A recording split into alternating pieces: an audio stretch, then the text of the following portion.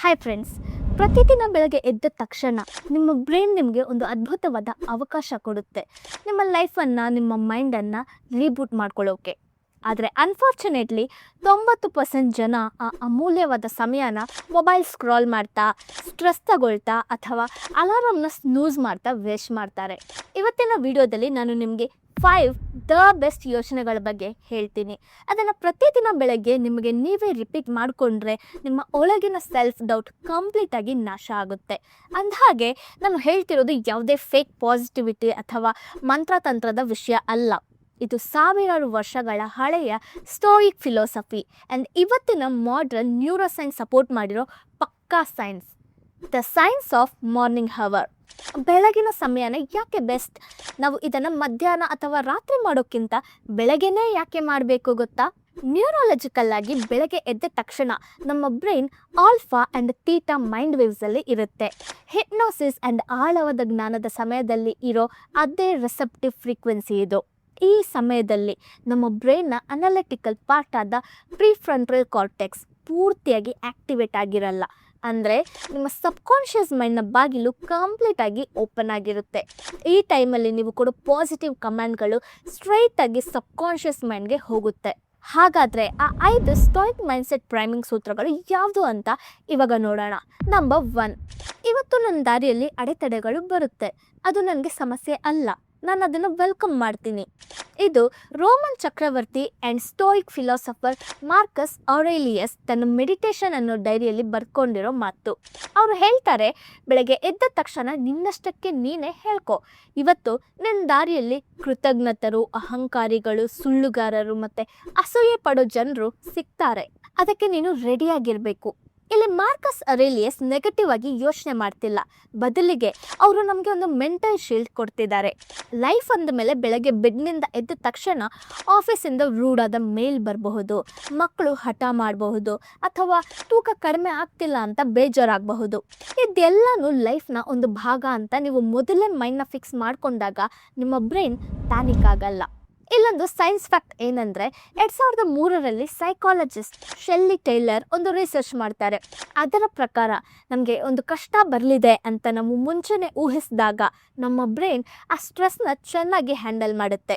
ಇದು cortisol hormone spike ಆಗೋದನ್ನು ತಡೆದು ಬ್ರೈನ್ನ ಪ್ಯಾನಿಕ್ ಸೆಂಟರ್ ಆದ ಅಮಿಗ್ಡಾಲಾ ಹೈಜಾಕ್ ಆಗದಂತೆ ನೋಡ್ಕೊಳ್ಳುತ್ತೆ. ನಂಬರ್ 2, ನನ್ನ ಕೈಯಲ್ಲಿ ಎಲ್ಲನೂ ಕಂಟ್ರೋಲ್ ಮಾಡೋಕ್ಕೆ ಸಾಧ್ಯ ಇಲ್ಲ, ಆದರೆ ನಾನು ಹೇಗೆ ರಿಯಾಕ್ಟ್ ಮಾಡ್ತೀನಿ ಅನ್ನೋದು ನನ್ನ ಕಂಟ್ರೋಲಲ್ಲಿದೆ. ಸ್ಟಾಯಿಕ್ ಫಿಲಾಸಫರ್ ಎಪಿಕ್ಟೀಟಸ್ ಹೇಳ್ತಾರೆ, ಜಗತ್ತಲ್ಲಿ ಕೆಲವು ವಿಷಯಗಳು ನಮ್ಮ ಕಂಟ್ರೋಲಲ್ಲಿ ಇರುತ್ತೆ, ಇನ್ನು ಹೆಚ್ಚಿನವು ನಮ್ಮ ಕಂಟ್ರೋಲಲ್ಲಿ ಇರಲ್ಲ. ಸ್ಟಾಯಿಸಮ್ ಇಡೀ ಜಗತ್ತನ್ನು ಕೇವಲ 2 ಬಕೆಟ್ಗಳಾಗಿ ಡಿವೈಡ್ ಮಾಡುತ್ತೆ. ಬಕೆಟ್ 1 ನಿಮ್ಮ ಕಂಟ್ರೋಲಲ್ಲಿ ಇರೋದು, ನಿಮ್ಮ ಆ್ಯಕ್ಷನ್ಸ್, ನಿಮ್ಮ ಚಾಯ್ಸ್, ನಿಮ್ಮ ಆ್ಯಟಿಟ್ಯೂಡ್.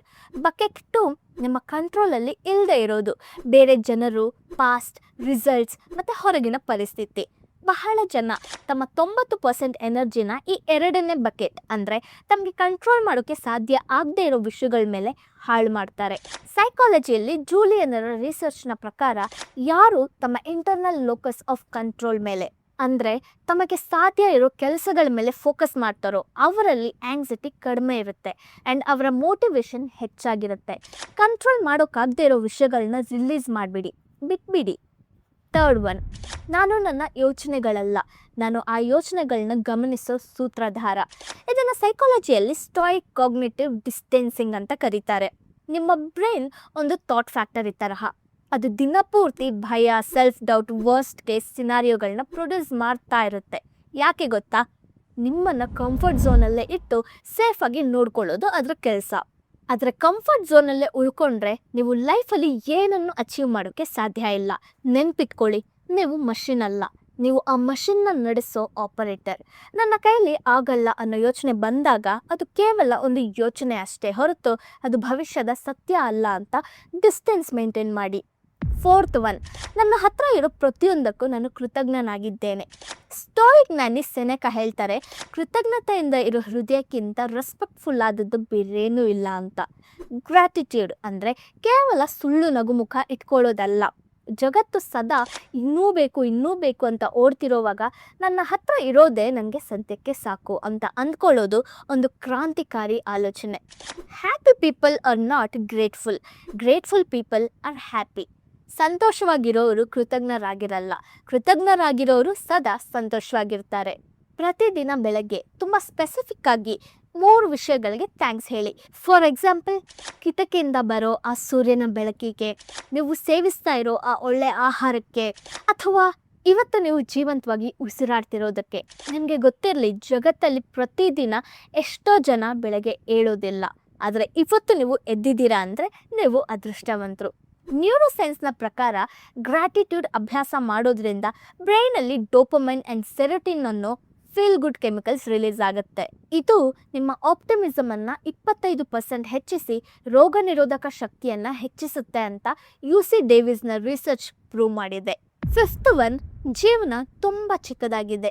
ನಾಳೆ ಸೂರ್ಯನನ್ನು ನೋಡ್ತೀನಿ ಅನ್ನೋ ಗ್ಯಾರಂಟಿ ಇಲ್ಲ. ಇವತ್ತಿನ ದಿನವನ್ನು ನನ್ನ ಕೊನೆ ದಿನದಂತೆ ಬದುಕ್ತೀನಿ. ಇದೇ ಸ್ಟಾಯಿಸಮ್ನ ಅತ್ಯಂತ ಫೇಮಸ್ ಕಾನ್ಸೆಪ್ಟ್, ಮೆಮೆಂಟೋ ಮೊರಿ. ಅಂದರೆ ನೀನು ಒಂದು ದಿನ ಸಾಯ್ತೀಯಾ ಅನ್ನೋದನ್ನು ನೆನ್ಪಿಟ್ಕೋ. ಮಾರ್ಕಸ್ ಅರೆಲಿಯಸ್ ಹೇಳ್ತಾರೆ, ನೀನು ಈ ಕ್ಷಣದಲ್ಲೇ ಲೈಫ್ನ ಬಿಟ್ಟು ಹೋಗಬಹುದು. ಆ ಸತ್ಯನೇ ನೀನು ಏನು ಮಾಡಬೇಕು, ಏನನ್ನು ಯೋಚಿಸಬೇಕು ಅನ್ನೋದನ್ನು ಡಿಸೈಡ್ ಮಾಡಲಿ. ಇದು ಭಯಪಡಿಸೋ ವಿಷಯ ಅಲ್ಲ, ಇದೊಂದು ಕಾಂಪಾಸ್, ದಿಕ್ಸೂಚಿ ಇದ್ದ ಹಾಗೆ. ಇವತ್ತೇ ನನ್ನ ಕೊನೆ ದಿನ ಆಗಿದ್ರೆ ನಾನು ಇವಾಗ ಮಾಡ್ತಿರೋ ಕೆಲಸನ ಹೀಗೆ ಮಾಡ್ತಿದ್ನಾ? ನನ್ನ ಸಂತೋಷವನ್ನು, ನನ್ನ ಲೈಫ್ ಪರ್ಪಸನ್ನು ಯಾವತ್ತೋ ಮಾಡೋಣ ಅಂತ ಪೋಸ್ಟ್ಪೋನ್ ಮಾಡ್ತಿದ್ನಾ? ಈ ಪ್ರಶ್ನೆಗಳು ನಿಮ್ಮನ್ನ ಎಚ್ಚರಿಸುತ್ತೆ. 2017ರಲ್ಲಿ ಯೂನಿವರ್ಸಿಟಿ ಆಫ್ ಮಿಸೋರಿಯಲ್ಲಿ ನಡೆದ ರಿಸರ್ಚ್ನ ಪ್ರಕಾರ ತಮ್ಮ ಸಾವನ್ನು ದಿನ ನೆನಪಿಸ್ಕೊಳ್ಳೋ ಜನರಲ್ಲಿ ಲೈಫ್ ಸ್ಯಾಟಿಸ್ಫ್ಯಾಕ್ಷನ್ ತುಂಬ ಹೆಚ್ಚಾಗಿರುತ್ತೆ ಆ್ಯಂಡ್ ಅವರಿಗೆ ತಮ್ಮ ಗೋಲ್ಸ್ ಬಗ್ಗೆ ಕಂಪ್ಲೀಟ್ ಕ್ಲಾರಿಟಿ ಇರುತ್ತೆ. ಸೊ ನಿಮ್ಮ ಮುಂದಿನ 7 ದಿನಗಳ ಚಾಲೆಂಜ್, ದ 7 ಡೇಸ್ ಚಾಲೆಂಜ್. ಈ 5 ವಿಷಯಗಳ ಇವತ್ತೇ ಒಂದು ಪೇಪರ್ ಮೇಲೆ ಬರೆದಿಟ್ಕೊಳ್ಳಿ. ಮುಂದಿನ 7 ದಿನಗಳ ಕಾಲ ಬೆಳಗ್ಗೆ ಎದ್ದ ತಕ್ಷಣ ಫ್ರೆಶ್ ಅಪ್ ಆಗಿ ಜಸ್ಟ್ 60 ಸೆಕೆಂಡ್ಸ್ ಡೀಪ್ ಬ್ರೀತ್ ಮಾಡಿ. ನಂತರ ಈ 5 ಸೆಂಟೆನ್ಸ್ನ ಪ್ರತಿಯೊಂದನ್ನು 10 ಸರಿ ಗಟ್ಟಿಯಾಗಿ ನಿಮಗೆ ನೀವೇ ಹೇಳ್ಕೊಳ್ಳಿ. ನಿಮ್ಮ ಬ್ರೈನ್ ರೀಹ್ಯಾಬ್ ಆಗೋದನ್ನು ನೀವೇ ಗಮನಿಸ್ತೀರಾ.